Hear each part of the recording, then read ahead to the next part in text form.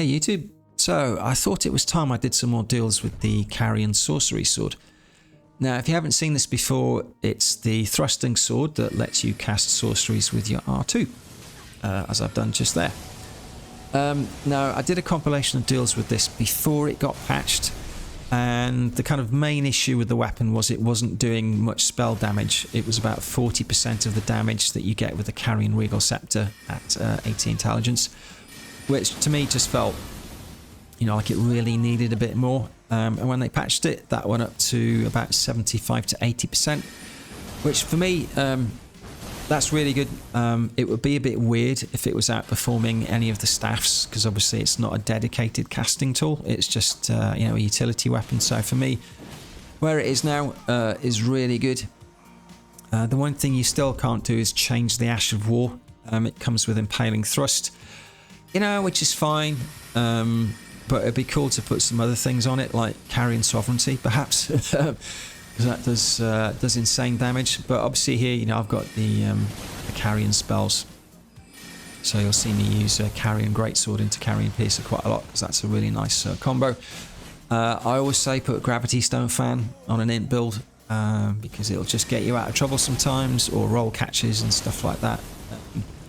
Love Gavelaheimer as well. So yeah, kind of feel like the weapon's really slept on.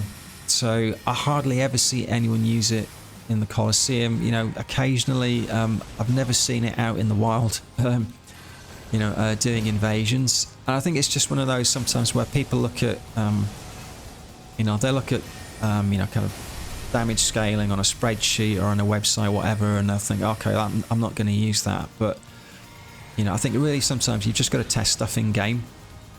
Just think, okay, right, you know, what is it giving me beyond damage, you know, in terms of the versatility. So here, you know, I've got my thrusting attacks, I've got my spells, I've got my shield strike, you know, so I can really kind of mix things up.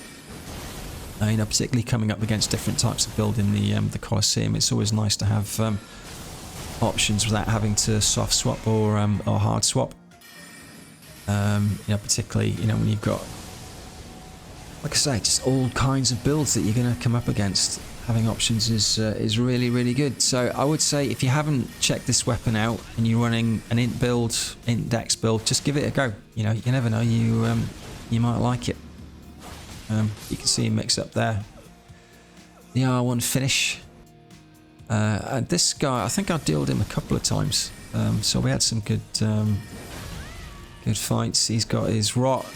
I think he's got some poison coming as well. Yeah, there we go.